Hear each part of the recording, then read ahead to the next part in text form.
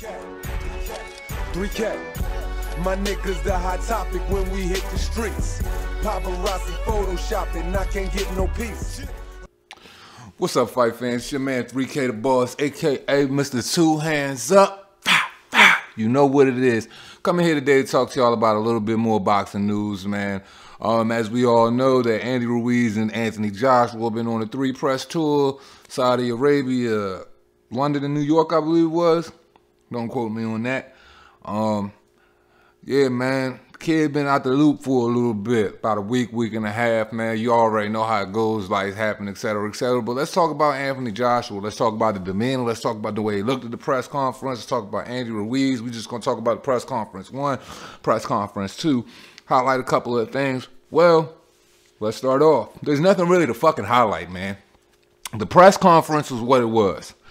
And it was nothing exciting. You know, these guys don't really have too much character. And that kind of, you know what I'm saying, surprises me considering all of the shit Andy popped all in social media and everything leading up to the fight and the rematch, calling him a robot and shit. But you don't have that same energy in the press conference for the biggest heavyweight fight of the year. Why? Is it because you're humble? We can't call you that because we know you're not humble. Why? Is it because, you know, you're a fan of Anthony Joshua? Well, we can't call you that anymore because we know your true colors and we know that you think he's a robot. Do you think you can beat Anthony Joshua? Absolutely so. But the one, absolutely, that's what you're telling people. But do you believe that to be true? I can't honestly say that I do. Because to be perfectly honest here, everything that you've been doing has been completely not of championship pedigree. I don't believe that you are taking the situation serious. I believe that you seized the moment that you had already.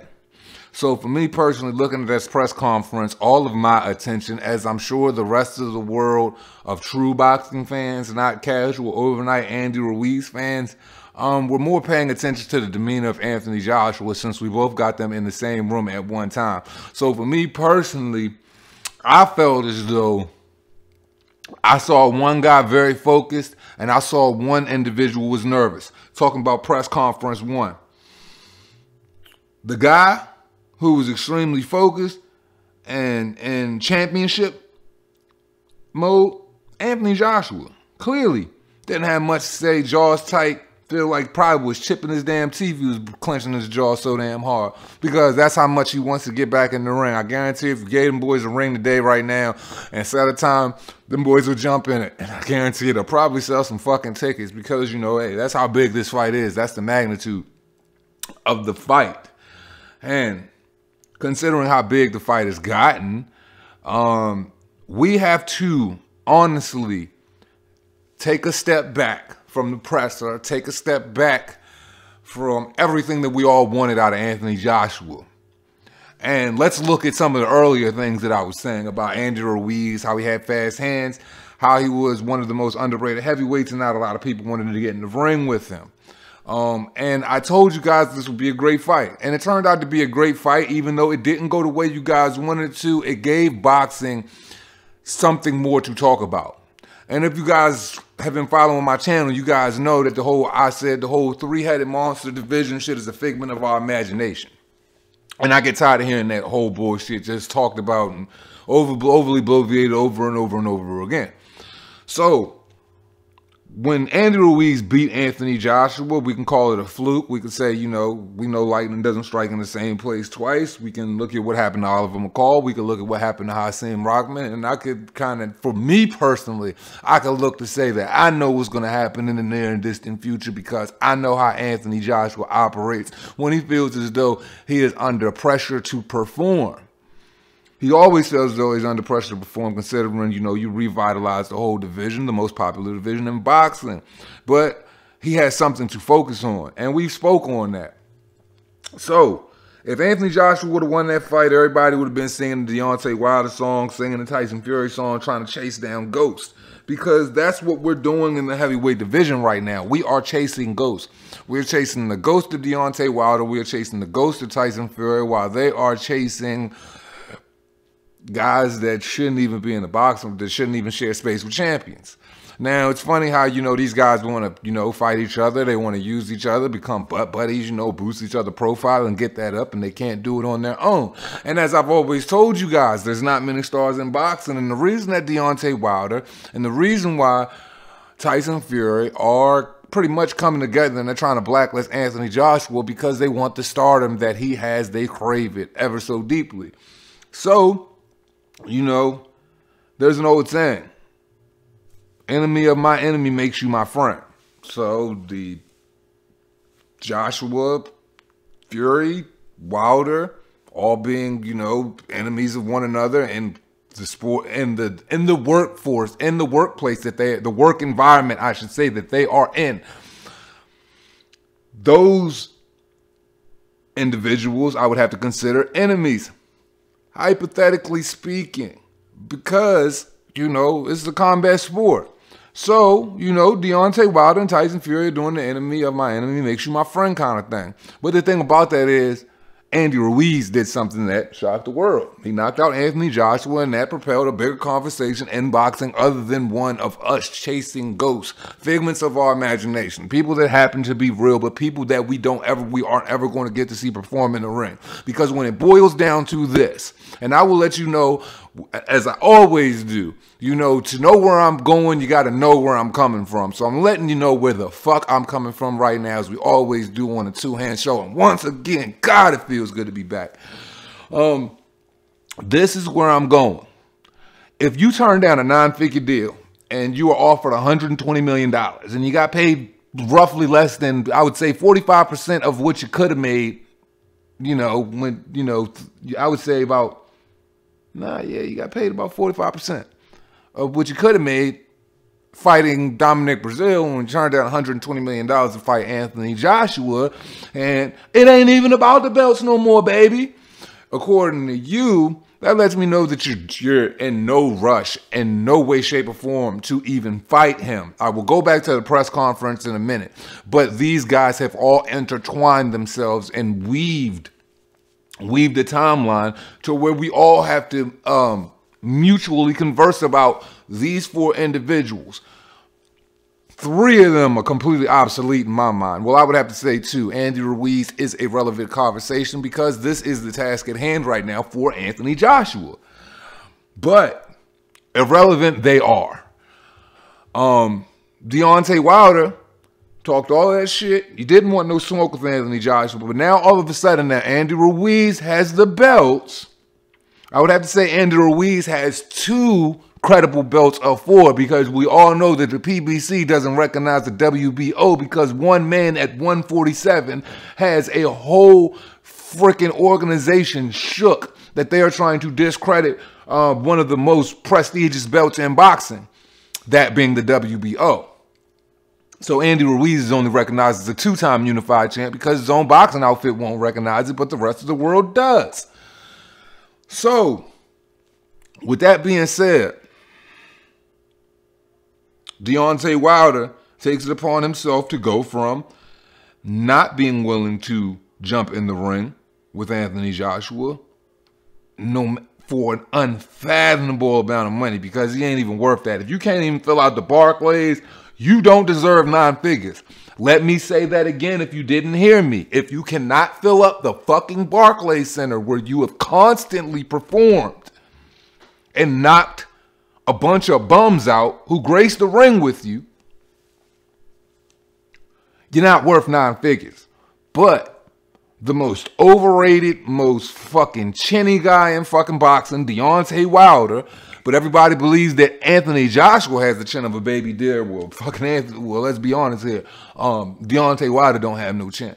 You guys just have to see him in the ring with somebody so that could be exploited. But we know that Deontay Wilder doesn't have a chin. Anthony Joshua showed that he takes on nothing but top 10 opponents. I always look at the opposition when I judge a fighter. So that's why, if you guys want to know why Anthony Joshua always sits at the top of my list, he sits at the top of my list because of the opposition he chooses to face.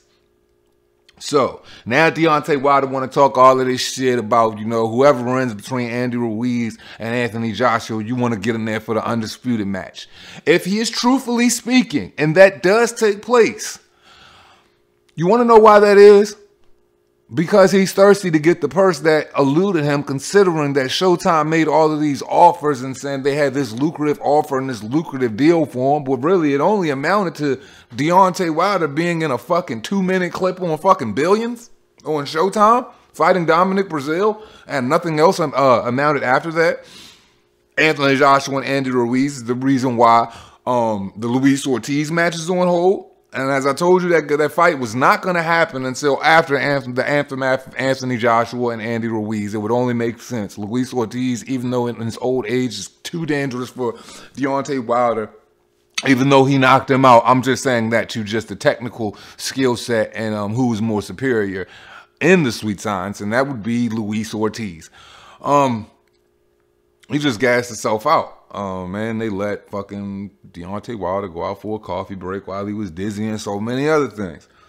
But the point I'm trying to make here is Deontay Wilder didn't have that energy. So now he's trying to chase the purse that he eluded because Showtime couldn't live up to that offer. So I know for a fact he is kicking himself in the ass for not taking that $120 million of his own money. So that begs the question, what do you think about Al Heyman?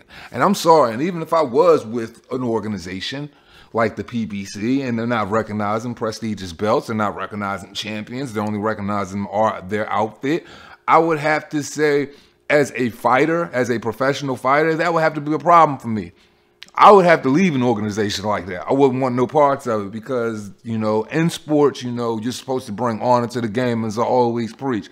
And that is fucking some dishonorable shit. Okay? Tyson Fury, we all know what he's doing. I could give a fuck less. Like I said, it's a lot of colluding going on here. But as far as Anthony Joshua and Andy Ruiz is concerned, they are the topic of the town, so that's why their names keep rolling off the tongue of Deontay Wilder. That's why the names are rolling off the tongue of Tyson Fury, to give them gas for the lackluster performances, for the overly exalted performances they're going to put up against very lackluster opponents. We all know Otto Wallin, or maybe you don't know Otto Wallin, was just freaking AJ's freaking punching bag. You know, he used him as a sparring partner. Reach, range, tall, rangy guy, but he doesn't have the skill set. Go watch Otto Wallin fight if you haven't. And tell me if you think that Tyson Fury fight is going to be exciting, or you would waste your time watching that shit on ESPN+, because I fucking wouldn't. I'd rather watch a fucking donkey show before I watch that shit. We all know the Two-Hand Show is completely unfiltered, man, and we on run. We don't have batteries in our back. We don't do what the other motherfuckers do.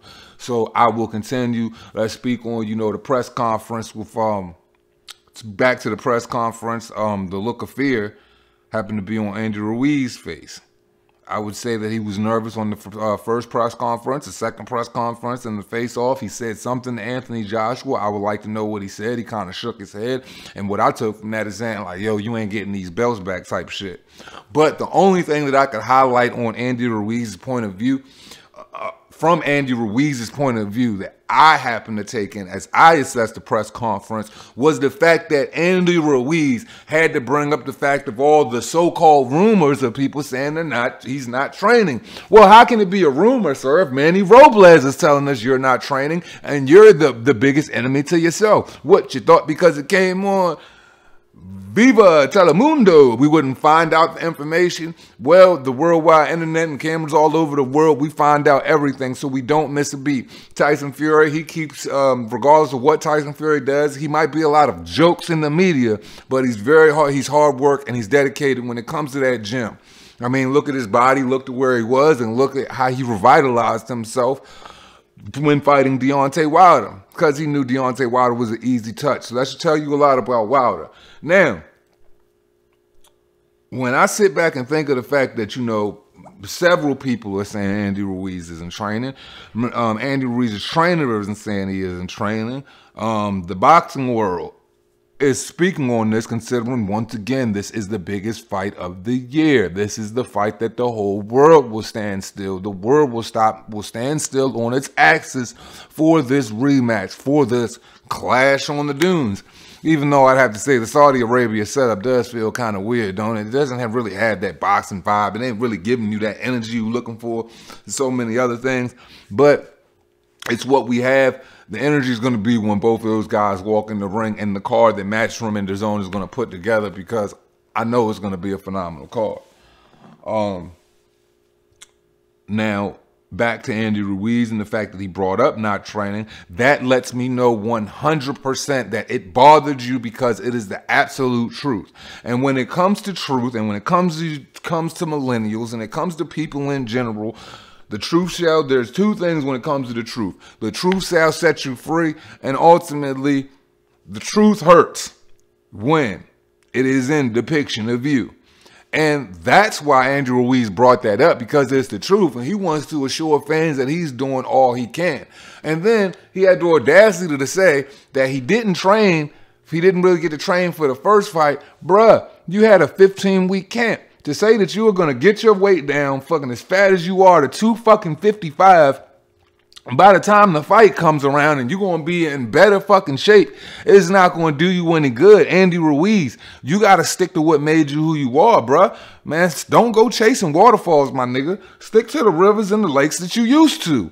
And that means stay the fat kid, stay grinding, stay hungry, but you're not that. You become more of the Mexican Deontay Wilder. I have to say it, bruh. I honestly, you know what I'm saying, can't stand the person that the money has made you become. You've lost the hunger. And honestly, you know, that made me take my foot off the gas on what you could do in the rematch, even though I never sleep on an individual, but it just only makes me focus more, and my subs and everybody else casually that's watching focus more on how much damage Anthony Joshua is going to or potentially do to you. And you put a lot of shit out there in the media, and Anthony Joshua doesn't take kindly to talking shit. And he don't really say much when niggas talk shit. He just goes in there and he does damage, because you're going to have to meet up in the ring and you're going to have to back all of that up. So, highlighted the weaknesses that Andy Ruiz had to mention at the press conference. Who does that, man? If you are trained, if you know you training, you don't have to assure the world that you're training, because we knew you were fat before the Anthony Joshua match, and we knew you were going to be fat after the Anthony Joshua rematch. So you don't have to assure us of anything. You're not going to come in chisel up like a Adonis. You're not going to be anything of the sort. You're already fast and heavy. You know what I'm saying? So stick to being fast and heavy, because for real, you being lighter on your feet is only going to get you in more trouble. Andy Ruiz, you're not a lateral fighter, bro. You stay pretty much center line. You know what I'm saying? And you try to exercise head movement, but that is on the center line. You don't do too much outside of that. So I would just say, you know what I'm saying, as being a smaller fighter, the only thing you do is come forward, use a big keepability style. I just hope that, you know, your chin is intact. Now, as far as Anthony Joshua was concerned at the press conference, I got the same type of energy in the first conference that I got on the second press conference for this Clash of the Dunes tour. Anthony Joshua was basically pissed off. He's not saying much. He's just appreciative of the opportunity to get back in there and go to work. Now back to what I was saying about Andy Ruiz, talking about he didn't get to train. Motherfucker, you was training for 15 weeks. You just came off Alexander Dimitrico. You texted get in there, text Eddie Hearn. So you pretty much had 2 training camps for 1 fight. So you were more focused for a fighter who didn't even have you on their radar. You know what I'm saying? You were almost parasitic to Anthony Joshua in a sense to where it was completely unexpired, considering he's been on a consistent world tour of Deontay Wilder, Tyson Fury. You weren't on everybody's radar. As a matter of fact, everybody believed that you set physical fitness back fucking a couple centuries. But that's here nor there. We are where we are because you won. And it's a beautiful thing. We are where you are because you won, because of the fact that, you know, we don't have to hear the Deontay Wilder, Tyson Fury shit that is absolutely driving me up a wall. And all we get to do is see these guys clamor at using Anthony Joshua's name once again. And as I've said before, and I'm the first nigga that said this shit, and I ain't even to toot my own horn, but I've been saying this shit for months. Anthony Joshua is the biggest fucking boxer on the planet in the division. Even in loss, they still have to use his name. And even in loss now, Deontay Wilder is sitting in limbo due to the fact that he wants to see what's going to happen. But I can tell you what's going to happen. I already said there's only one or two things can happen if Anthony Joshua wins. Deontay Wilder could truly take that fight to get the $120 million that he missed out on. It's going to differentiate from what it was, but you know he's going to get a nice chunk of money. Or he's going to continue to do what he did. He's going to go fight fucking little old ass Luis Ortiz, and he's going to go down the Tyson Fury train. Because I don't understand in this era in boxing, since when do we praise lineal championships? Where the fuck did the lineal belt come from? I don't understand it. We praising lineal heavyweight championships that don't fucking exist. We're calling it a lineal heavyweight fucking champion when we know all of the honors are owed or stripped when you're on drugs. I don't know how many times I have to repeat this shit. You know, and it's kind of funny that when you're speaking on a press conference with Anthony Joshua, you have to speak on a whole conglomerate of all the other individuals that are involved. Not because we, as boxing fans, are interested in the other two individuals, being Tyson Fury, being Deontay Wilder, because that's the only thing that the media knows how to regurgitate time and time again, is those guys' names. Well, now, hey, Andy Ruiz has eclipsed that. Andy Ruiz is honestly bigger than Deontay Wilder. Ain't that some shit? But the anger and the passion that's set on Anthony Joshua's face, it lets you know exactly where his head at. He is 100% business. Look at both face-offs and you tell me what changed from the first face-off for Anthony Joshua, what changed from the second face-off. Go back to the very first fight. Look at the face-offs then, look at the face-offs now. I told you in the art of war, you never let a nigga hold your belt.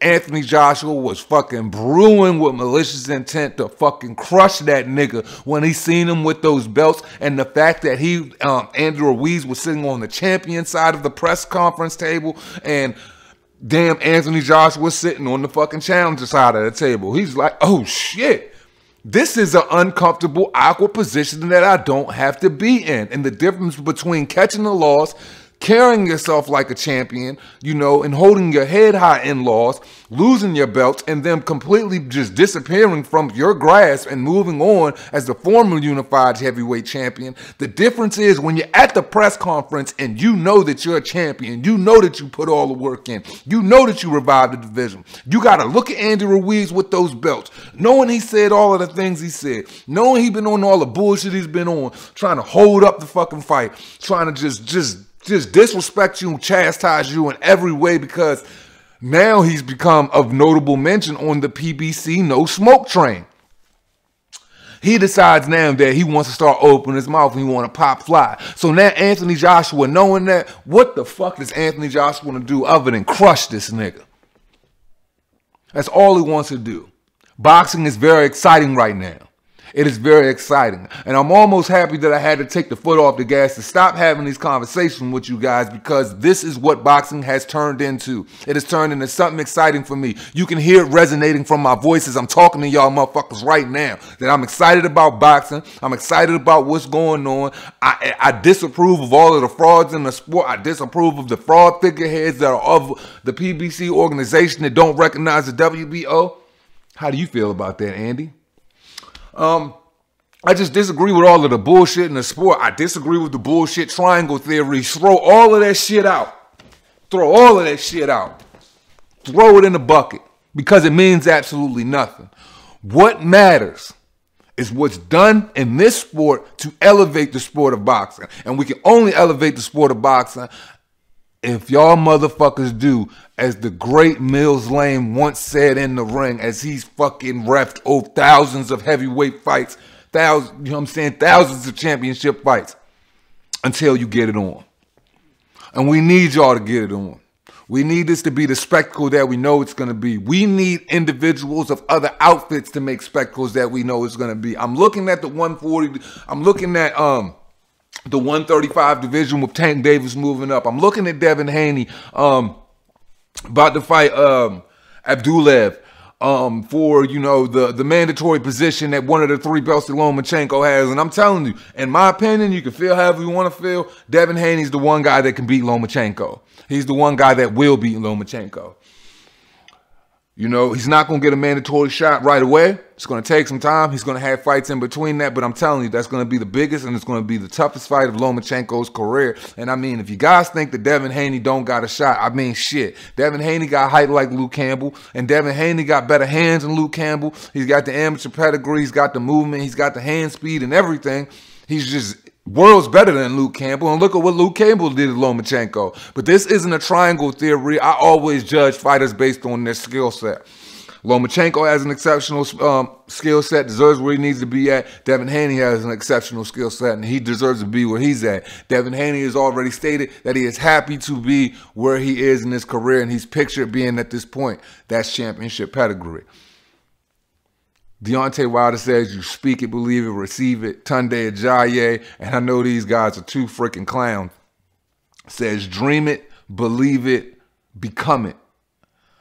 And Anthony Joshua, he's always stayed focused. Anthony Joshua said, if I would have stopped when I lost in the amateurs, I wouldn't be at this point. If I would have stopped when I lost to Dillian White, I wouldn't be at this point. If I would have stopped when I lost in whatever match he would be in, he wouldn't be at this point.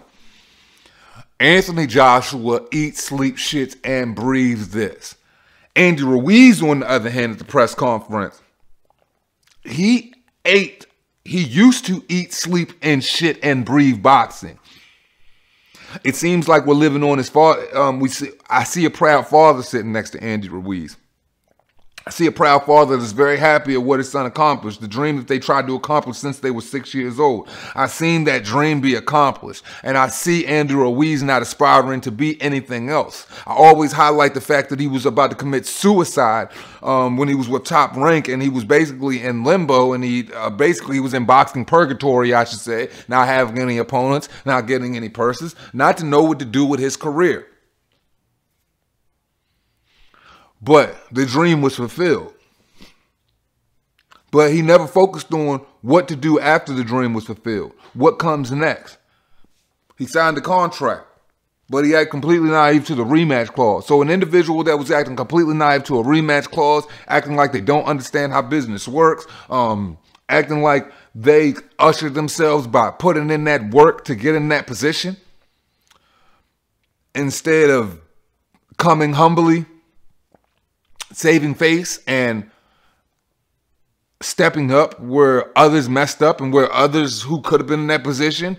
We know who I'm talking about, but I'm going to say the names. Dillian White, Tyson Fury, Luis Ortiz, Deontay Wilder all turned it down, and look where Andy Ruiz is at. That all came off belief. But why I mentioned the father at the press conference, and the belief of the father is not the belief of the son right now, is because Andy Ruiz has taken his foot off the gas. We have got to see money is the root of all evil, and it really brings the truth to the light. What's done in the dark always comes in the light, and what Andy Ruiz always wanted to be was the man. The money made him the man. The Instagram followers carry more in Andy Ruiz's heart than those belts do. I don't think those belts have any significance to Andy Ruiz, because ultimately you're a prize fighter. You're about the money. Only those who aspire to have champion lifestyles really care about the belts. The belts are more than just saying you're the best. It signifies more than just that. You know, the money is to take care of you, but the belts signify the legacy. The opposition signify the legacy. What you do every single day as a champion, your pedigree signifies the legacy. What has Andy Ruiz done after June 1st to signify the legacy? I haven't seen much. I've seen immaturity, I've seen lack of discipline, I've seen lack of focus. And most importantly, you haven't continued to do things that you've done to get here.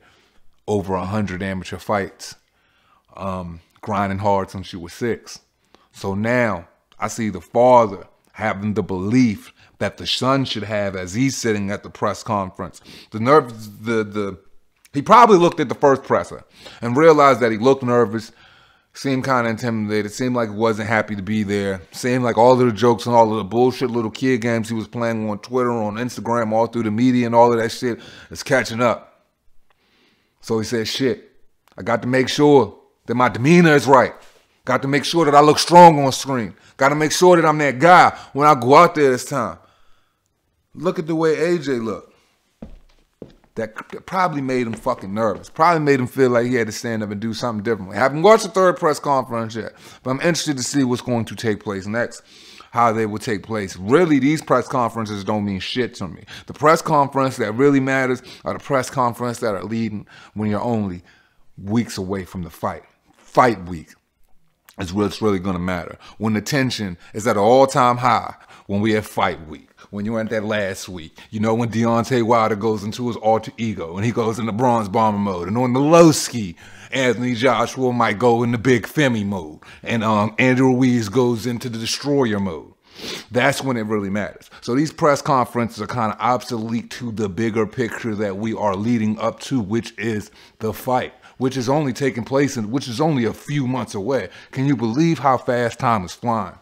When you got good boxing, and you got such the boxing community in such an uproar because so many big things are happening in the biggest division in boxing, man, it kind of makes the world move. It seems like the world just moves a little bit faster. It seems like everything just comes to fruition, and it's just like, man, it's just like one of those, you've been having one of those great times, living your best life, and everything just flies by. And that's how I feel about boxing right now.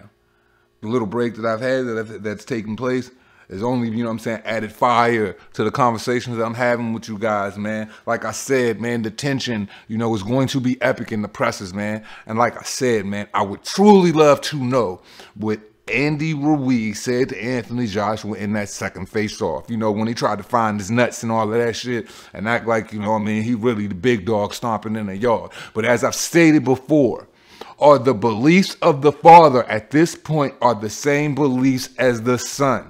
Because the dream started when he hit the gym when he was 6. And as I've said, Andy Ruiz is taking his foot off the gas. Anthony Joshua was hungry as soon as he took the L. He had a little vacation, got his mind right, got mentally what we were supposed to do. Mental fortitude is at an all-time high. Vibranium steel, Black Panther, Wakanda shit type mentality. I talk that shit. That's because I'm fired up. And, you know, Anthony Joshua was ready to go. So when I say is the belief that the father is still carrying, that the son can continue to keep this, as I would like to consider, for the one who really has their eye on the prize, this is a marathon. Because you want to remain champion. You want to reign as champion. You don't want it to be a fleeting moment. You got the big checks. That's AJ. Andrew Ruiz got $7 million and lost his fucking mind and once again started partying like it's 99.